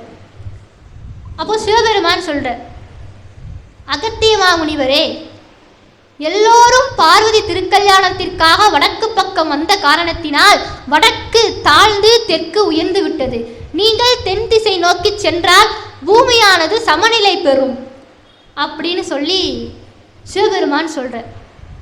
இதை கேட்ட உடனே அகத்திய மாமுனிவருக்கும் ரொம்ப வருத்தம். பெருமானே, இங்கு வந்திருக்கக்கூடிய அத்துணை பேரும் சிவனிந்தனை செய்த தட்ச யாகத்திலே கலந்து கொண்டார்கள். உங்களை அவமானப்படுத்த வேண்டும் என்று நினைத்த அந்த தட்சனுடைய யாகத்திலே இங்கு வந்திருக்கக்கூடிய அத்துணை பேரும் கலந்து கொண்டார்கள். ஆனால் நான் உங்களை அழைக்காத அந்த தட்ச யாகத்தில் என்னுடைய கால் கூட படக்கூடாது என்பதற்காக அந்த இடத்திலே நான் கலந்து கொள்ளவில்லை, அங்கு நான் செல்லக்கூட இல்லை. அப்பேற்பட்ட எனக்கு உங்களுடைய திருமண காட்சியை பார்க்க கொடுத்து வைக்கவில்லையா அப்படின்னு சொல்லி ரொம்ப வருத்தத்தோடு அகத்திய மாமுனிவர் கேட்டாராம். அப்போ சிவபெருமான் சொன்னார், அகத்திய மாமுனிவரே, நீங்கள் குருமுனியாக இருக்கிறீர்கள். இங்கே இருக்கக்கூடிய எல்லா பூதகணங்களும் சேர்ந்து இந்த பார்வதி திருக்கல்யாணத்தை சரியாக உங்களை பார்க்க முடியாமல் அது செய்துவிடும். ஏன்னா எல்லாம் பெருசு பெருசாக இருக்கிறாங்க, நீங்களும் ஒரு ஓரத்தில் நின்றுட்டு இருக்கீங்க, எல்லாரும் சேர்ந்து மறைச்சிடுவாங்க, உங்களால் தெளிவாக பார்க்க முடியாது. அதனால் நீங்கள் தெற்கு பக்கம் போனீங்கன்னா உங்களுக்கு இங்கே நடக்கக்கூடிய எல்லாத்தையுமே நான் உங்களுக்கு காட்டுறேன். தெளிவாக நீங்கள் இருந்த இடத்திலேயே நீங்கள் இதை காணலாம். அது மட்டுமல்ல, செல்லக்கூடிய வழியிலே எங்கு நினைத்தாலும் அங்கே இந்த காட்சியை நான் உங்களுக்கு காட்டுகிறேன் அப்படின்னு சொல்லி சிவபெருமான் சொன்னார். அகத்திய மாமுனிவரும் அவரை வணங்கி, பெருமானே, நான் போகக்கூடிய இடத்திலே சிவபூஜை பண்ணணுமே, அதற்கு நீர் வேண்டும் என்று கேட்க கங்கை நீரை கொடுக்கிறார். அதை கமண்டலத்திலே அழைத்து கொண்டு அகத்திய மாமுனிவரும் செல்கிறார். அப்படி அங்கிருந்து புறப்பட்டு பொதிகை மலைக்கு செல்கிறார். அங்கே ஒரு இடத்தில் அமர்ந்து கொண்டு சிவபூஜை செய்தார். அந்த இடத்திலே பெருமான் திருமண காட்சியை காமிக்கிறார். அதுதான் இன்றைக்கு இருக்கக்கூடிய பாபநாசம். அந்த பாபநாசத்தில் ஒவ்வொரு வருஷமும் அகத்தியருக்கு காமிச்சு அந்த திருமண காட்சி, அந்த விழாலாம் கொண்டாடுவார்கள். அப்படி பெருமான் நேரலையாக லைவாக காமிச்சார். இன்றைக்கி நம்ம டிவியில் பார்க்குறோம், தொலைக்காட்சியில் நேரலையாக பார்க்குறோம். அதை முதல்ல காமிச்சதே சிவபெருமான் தான். இப்போ பிரம்மாண்டமான திருமண ஏற்பாடுகள்லாம் நடந்து மணவரை அந்த பந்தலிலே மணமக்களாக இருக்கக்கூடிய பரமேஸ்வரரும் பார்வதி தேவியும் அமர்ந்தார்கள். அப்போ அந்த திருமண சடங்குகள்லாம் முறைப்படி நடக்கிறது. கன்னிகாதானம் எல்லாம் முறைப்படி எல்லாம் நடந்து முடிந்த உடனே எல்லோரும் இந்த உலகமே வாழும்படியாக சர்வேஸ்வரனாகிய அந்த பரமேஸ்வரர் மங்களனான் என்று சொல்லக்கூடிய மாங்கல்யத்தை, திருமாங்கல்யத்தை, சர்வ அலங்கார பூசணியாக விளங்கக்கூடிய சர்வ அலங்கார ரூபணியான பார்வதி தேவியினுடைய திருக்கழுத்திலே அணிவிக்கிறார். இப்போது நம்ம ஒரு கல்யாணத்துக்கு போகிறோம் அப்படின்னா பல்லாண்டு வாழ்கன்னு நம்ம வாழ்த்துவாங்க பெரியோர்கள். மண்ணில் நல்ல வண்ணம் வாழலாம் என்று சொல்லக்கூடிய பதிகம், திருப்பதிகம். திருஞான சம்பந்தர் அருளி செய்த திருப்பதிகத்தை படித்து அந்த மணமக்களை வாழ்த்துவார்கள். 16 பெற்று பெருவாழ் வாழ்க அப்படின்லாம் வாழ்த்துவாங்க. இப்போது இந்த உலகத்துக்கே தாயும் தந்தையுமாக விளங்கக்கூடியவர் அந்த பார்வதியும் பரமேஸ்வரனும். அவரை நம்ம வாழ்த்த முடியுமா? அவர்கிட்ட தான் நாம் வாழ்த்து பெறணும். அப்போ அந்த இடத்திலே ஸ்ரீமன் மகாவிஷ்ணு அவர் நம பார்வதி வதையே அப்படின்னாராம். அப்போ சுற்றி இருக்கக்கூடிய பூதகணங்கள்லாம் ஹரஹர மகாதேவா அப்படின்னு சொன்னாங்களாம். முதல்ல நம பார்வதி வதையேன்னு சொன்னதே ஸ்ரீமன் நாராயணர் தான். ஏன் சொன்னார் அப்படின்னா, முதல்ல நம்ம பார்த்தோம், கதை ஆரம்பிக்கிற பொழுது பார்த்தோம், அம்பாள் கைலாயத்திலே சிவபெருமான் பக்கத்திலே அமர்ந்திருக்கிறார்கள். அப்போ தாட்சாயினி அம்மையார் சிவபெருமானிடத்திலே கேட்கிறார்கள், சிவநிந்தனை செய்த தச்சன் மகள் தாட்சாயினியாக நான் வாழ விரும்பவில்லை. இந்த பேர் எனக்கு நீங்க வேண்டும். இதற்கப்புறம் நான் ஒரு அவதாரம் எடுக்க வேண்டும். அந்த பேரே எனக்கு நிலைக்க வேண்டும் என்று வேண்டினார்கள். தங்கையினுடைய ஆசையை நிறைவேற்ற வேண்டியது அண்ணனுடைய கடமை. அதனால அவங்களுடைய பார்வதி என்கின்ற பேர் இந்த உலகத்திலே நிலைக்க வேண்டும் என்பதற்காக ஸ்ரீமன் நாராயணர் நம பார்வதி வதையே அப்படின்னர். எல்லோரும் ஹரஹர மகாதேவா அப்படின்னாங்க. அதனால தான் இன்றளவிலும் அந்த பேர் நமக்கு நினைவில் இருக்கிறது. எல்லா கோவில்லையும் இது சொல்லாமல் இருக்கவே மாட்டாங்க. எல்லா கோவிலையும் சொல்லக்கூடிய அற்புதமான ஒரு துதி. அதனால தான் இன்றளவிலும் பார்வதி என்கின்ற பேர் நிலைத்து நிற்கிறது. அப்படி அந்த மங்கள நாள் என்று சொல்லக்கூடிய திருமாங்கல்யத்தை சிவபெருமான் அம்பிகைக்கு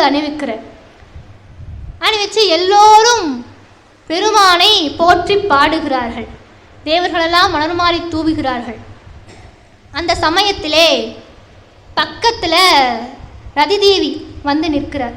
அப்படி கண்களிலே கண்ணீரோடு அப்படி வந்து நிற்கிறார். அம்பாள் சிவபெருமான ஒரு பார்வை பார்த்தாங்க. பார்த்த உடனே அவருக்கு புரிஞ்சு போச்சு. உடனே ரதிதேவியை பக்கத்தில் பார்த்தா மன்மதன் வந்து நிற்கிறான். எல்லாம் அவருடைய கருணை. அப்போ சிவபெருமான் சொன்ன, உன்னுடைய கண்களுக்கு மட்டும் மன்மதன் தெரிவான் அப்படின்னு. உடனே மன்மதனும் ரதிதேவியும் அவருடைய திருவடியிலே வீழ்ந்து வணங்கி, சர்வ மங்கள மாங்கல்யே சிவே சர்வார்த்த சாதிகே சரண்யே திரியம்பகே கௌரி நாராயணி நமஸ்துதே என்று போற்றி புகழ்ந்து வழிபாடு செய்துவிட்டு சென்றார்கள். இப்படி இந்த திருமண சடங்குகள்லாம் முறைப்படி நடக்க பார்வதி திருக்கல்யாணமானது பங்குனி மாதம் உத்திர நட்சத்திரத்தன்னைக்கு சிறப்பாக நடைபெற்றது. அதை பார்ப்பதற்கே காண கண்கோடி வேண்டும். அகத்தியமா முனிவர் பொதிய மலையிலே அந்த பாபநாசத்திலே அமர்ந்து கொண்டு தெற்கு பக்கம் அந்த தென்றல் காத்து அங்கே மிகவும் சிறப்பாக அந்த தெல்ல தெளிவாக பார்வதி திருக்கல்யாணத்தை பார்த்தார். அவருக்கும் உள்ளத்திலே அவ்வளோ மகிழ்ச்சி. இப்படியாக பார்வதி திருக்கல்யாணமானது சிறப்பாக நடைபெற்றது. இதை பற்றி இன்றைய தினம் நாம் சிந்தித்த உங்கள் அத்துணை பேருக்கும் எல்லாம் வல்ல பார்வதி பரமேஸ்வரருடைய திருவருள் கிடைக்க வேண்டும் என்று மனதார பிரார்த்தனை செய்து கொண்டு இந்த அளவிலே நிறைவு செய்து கொள்கிறேன்.